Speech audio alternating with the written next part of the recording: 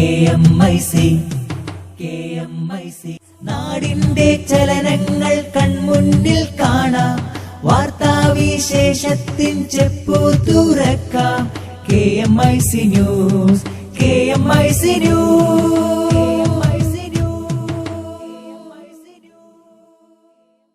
അസ്സലാമു അലൈക്കും വറഹ്മത്തുള്ളാഹി വബറകാതുഹു.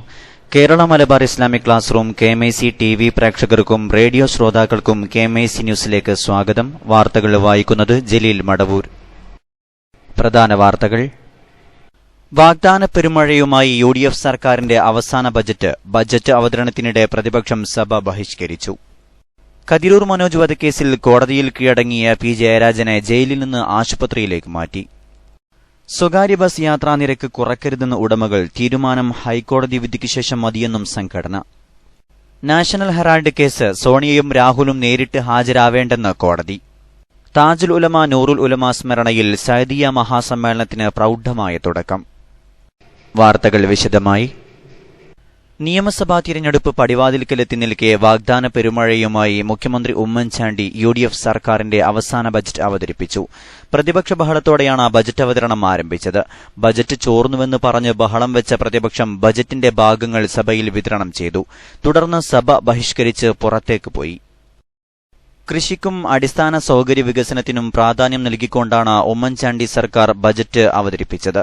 റബ്ബറിന് 500 കോടി രൂപ അനുവദിച്ചു. വിദ്യാഭ്യാസ ലോൺ എടുത്തിട്ടുള്ളവർ കൃത്യമായി തിരിച്ചടച്ചാൽ അവസാനത്തെ 2 ഗഡുക്കൾ സർക്കാർ തിരിച്ചടക്കും.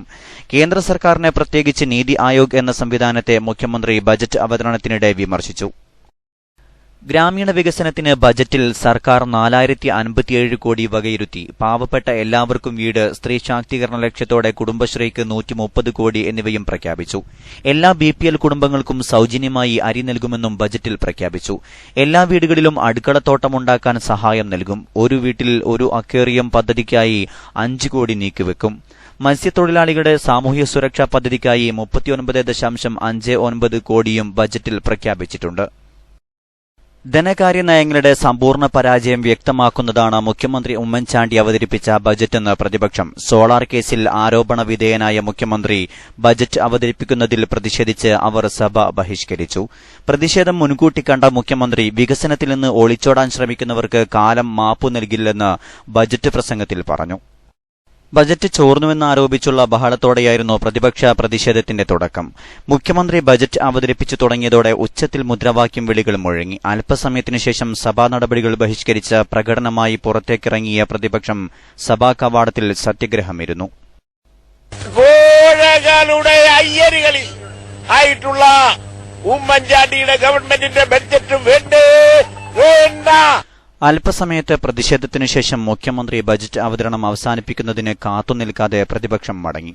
സർക്കാരിന്റെ സാമ്പത്തിക സ്ഥിതി കയ്യിലൊതുങ്ങാത്ത അവസ്ഥയിലായെന്ന് വാർത്താസമ്മേളനം നടത്തിയ തോമസ് ഐസക് ആരോപിച്ചു. കേരളത്തിലെ സമ്പദ്ഘടന അതീവ ഗുരുതരമായ ഒരു പ്രതിസന്ധിയിലേക്ക് നീങ്ങുകയാണ്. അതിൽ ഇടപെടുന്നതിനുള്ള കഴിവ് പരിപൂർണമായിട്ടും സംസ്ഥാന സർക്കാരിന് നഷ്ടപ്പെട്ടിരിക്കുന്നു എന്നുള്ളതിന്റെ സമ്മതമാണ് ഈ ബഡ്ജറ്റ്. പ്രതിപക്ഷത്തിന് മറുപടി കാലേക്കൂട്ടി ബജറ്റ് പ്രസംഗത്തിൽ തന്നെ മുഖ്യമന്ത്രിയും കുറിച്ചിരുന്നു. വികസനത്തോട് മുഖം തിരിച്ചും സംഘർഷങ്ങളും കലാപങ്ങളും സൃഷ്ടിച്ചും വ്യക്തിഗത നടത്തിയും വികസനത്തിൽ നിന്ന് ഒളിച്ചോടാൻ ശ്രമിക്കുന്നവർക്ക് കാലം മാപ്പ് നൽകില്ല. കതിരൂർ മനോജ് വധക്കേസിൽ തലശ്ശേരി ജില്ലാ സെഷൻസ് കോടതിയിൽ കീഴടങ്ങിയ CPM കണ്ണൂർ ജില്ലാ സെക്രട്ടറി P. ജയരാജനെ പരിയാരം മെഡിക്കൽ കോളേജ് ആശുപത്രിയിലേക്ക് മാറ്റി. ആരോഗ്യനില മോശമാണെന്ന ഡോക്ടർമാരുടെ നിർദ്ദേശത്തെ തുടർന്നാണ് നടപടി. ജയരാജന് ഹൃദയ സംബന്ധമായ അസുഖങ്ങൾ ഉണ്ടെന്ന് ജില്ലാ ആശുപത്രിയിലെ ഡോക്ടർമാർ നേരത്തെ പറഞ്ഞിരുന്നു. ഇതിനുശേഷമാണ് ജയരാജനെ ജയിലിലേക്ക് അയച്ചത്. തുടർന്ന് കണ്ണൂർ സെൻട്രൽ ജയിലിലെ ഡോക്ടറും ഇക്കാര്യം സ്ഥിരീകരിച്ചു. ഇതേ തുടർന്നാണ് അദ്ദേഹത്തെ ആശുപത്രിയിലേക്ക് മാറ്റാൻ തീരുമാനിച്ചത്.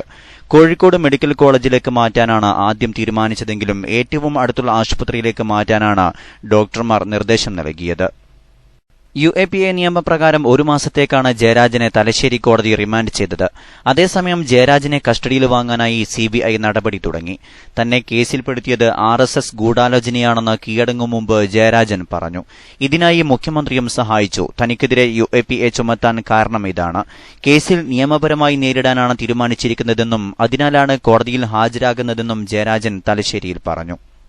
കേസിൽപ്പെടുത്താനുള്ള കൃത്യമായിട്ടുള്ള ആസൂത്രണം RSS നടത്തുകയും അതിന് സഹായകരമായിട്ടുള്ള നിലപാട് കേരളത്തിലെ മുഖ്യമന്ത്രി ഉമ്മൻചാണ്ടി സ്വീകരിച്ചതിനെ തുടർന്നാണ് ഈ കേസിൽ UAPA സെക്ഷൻ ഉൾപ്പെടുത്തിയത്.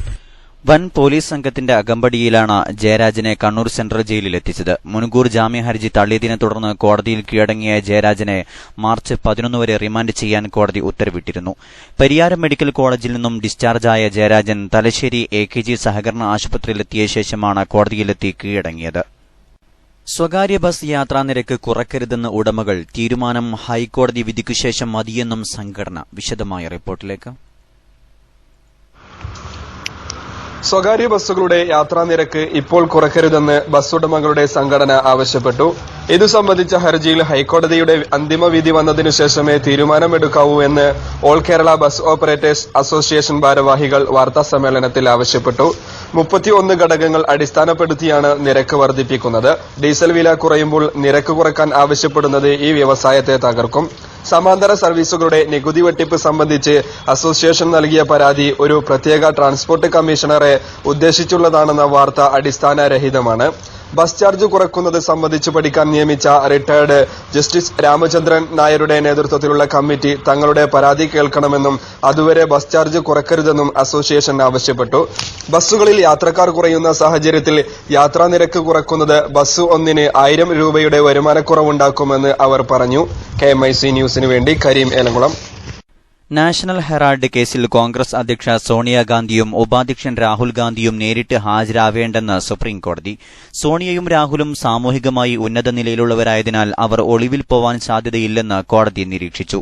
അതേസമയം വാദം കേൾക്കുന്ന കോടതിക്ക് ആവശ്യമെന്ന് തോന്നിയാൽ അവരെ വിളിച്ചുവരുത്താമെന്നും സുപ്രീംകോടതി പറഞ്ഞു. കോൺഗ്രസ് നേതൃത്വത്തിന് വലിയ ആശ്വാസമാണ് സുപ്രീംകോടതി വിധി. കേസിൽ സോണിയയും രാഹുലും നേരിട്ട് ഹാജരാകണമെന്ന് ഡൽഹി ഹൈക്കോടതി വിധിക്കെതിരെ ഇരുവരും നൽകിയ ഹർജിയിലാണ് സുപ്രീംകോടതി ഉത്തരവ്. കേസിന് ക്രിമിനൽ സ്വഭാവമുണ്ടെന്ന വിധത്തിൽ ഡൽഹി ഹൈക്കോടതി നടത്തിയ പരാമർശങ്ങൾ സുപ്രീംകോടതി റദ്ദാക്കി. ഇടവേളയ്ക്കു ശേഷം വാർത്തകൾ തുടരും. കൂർത്ത സൂര്യരശ്മി തുല്യമാർത്തയാദിയഗ്നിയിൽ തളിർത്തു നിൽക്കും സൂനങ്ങളെ, കൂർത്ത കൈകളാൽ അധർമ്മ കൊത്തളങ്ങളിൽ ഇടിമുഴക്കമിട്ട നാദങ്ങളെ, കൂർത്ത സൂര്യരശ്മി തുല്യമാർത്തയാദിയഗ്നിയിൽ തളിർത്തു നിൽക്കും സൂനങ്ങളെ, കൂർത്ത കൈകളാൽ അധർമ്മ കൊത്തളങ്ങളിൽ ഇടിമുഴക്കമിട്ട നാദങ്ങളെ, വ്യർത്ഥഭാവക്കടലുകൾ ചുമന്ന ചിത്തങ്ങൾക്കു ധർമ്മബോധമിട്ട താരങ്ങളെ, ചീർത്തിടും യുവത്വമിൽ സധൈര്യമുയർത്തെത്തിടാൻ കരുത്തു നൽകിടും തിങ്കളെ. Fighting for the nation, way of the tradition, struggling for salvation, we are against vice. Fighting for the nation, way of the tradition, struggling for salvation, we are against vice. കൂർത്ത സൂര്യരശ്മി തുല്യമാർത്തയാദിയഗ്നിയിൽ തളിർത്തു നിൽക്കും സൂനങ്ങളെ, കൂർത്ത കൈകളാൽ അധർമ്മ കൊത്തളങ്ങളിൽ ഇടിമുഴക്കമിട്ട നാദങ്ങളെ.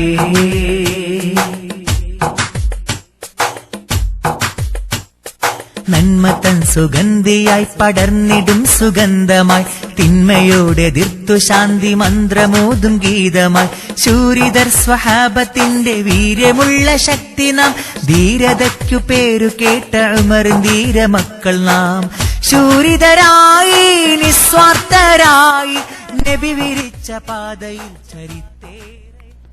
വാർത്തകൾ തുടരുന്നു. സംഘടനാ വാർത്തകൾ. ഡേളി ജാമിയ സഅദിയ അറബിയുടെ 46-ാം വാർഷിക സന്നദ്ധദാന മഹാസമ്മേളനത്തിന് സയദാബാദിൽ പ്രൗഢമായ തുടക്കം. താജുലുലമ സയ്യിദ് അബ്ദുറഹ്മാൻ അൽ ബുഖാരി ഉള്ള തങ്ങളുടെയും നൂറുലുലമ MA അബ്ദുൽ ഖാദർ മുസ്ലിയാരുടെയും ദീപ്ത സ്മരണകൾ നിറഞ്ഞു നിൽക്കുന്ന സയദാബാദ് നഗരിയിലേക്ക് സമ്മേളനത്തിന് സാക്ഷികളാകാൻ സുന്നി പ്രാസ്ഥാനിക കുടുംബം എത്തിത്തുടങ്ങി. വിദേശ രാഷ്ട്ര പ്രതിനിധികൾ, പ്രമുഖ പണ്ഡിതർ, സയ്യിദന്മാർ, രാഷ്ട്രീയ സാംസ്കാരിക നേതാക്കൾ എന്നിവരുടെ സാന്നിധ്യം സമ്മേളനവേദിയെ ശ്രദ്ധേയമാക്കും. സുന്നി കുടുംബത്തിലെ 5 ലക്ഷത്തിലേറെ വിശ്വാസികൾ പങ്കെടുക്കും. വിവിധ മക്കാമുകളിൽ നടന്ന സിയാറത്തോടെയാണ് ത്രിദിന സമ്മേളനത്തിന് തുടക്കമായത്.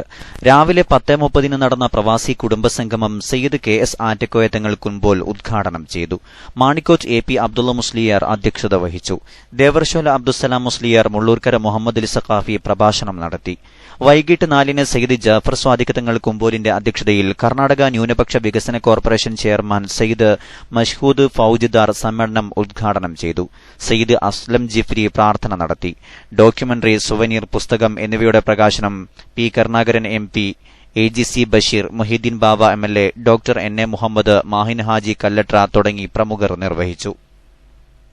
4.5 പതിറ്റാണ്ട് പിന്നിടുന്ന ജാമിയ സഅദിയ അറബിയക്ക് അത്യാധുനിക സൌകര്യങ്ങളോടെ പുതിയ അഡ്മിനിസ്ട്രേഷൻ ബ്ലോക്ക്. സഅദിയയുടെ പ്രസിഡന്റായി 40 വർഷം സേവനം ചെയ്ത താജുൽ ഉലമ ഉള്ളാൾ തങ്ങളുടെ സ്മരണക്കായി സ്ഥാപിച്ച താജുൽ ഉലമ സൗധം ഞായറാഴ്ച രാവിലെ 9:30 Yemen ambassador doctor Sayyid Mazin Mahdi Al Jifri ഉദ്ഘാടനം ചെയ്യും.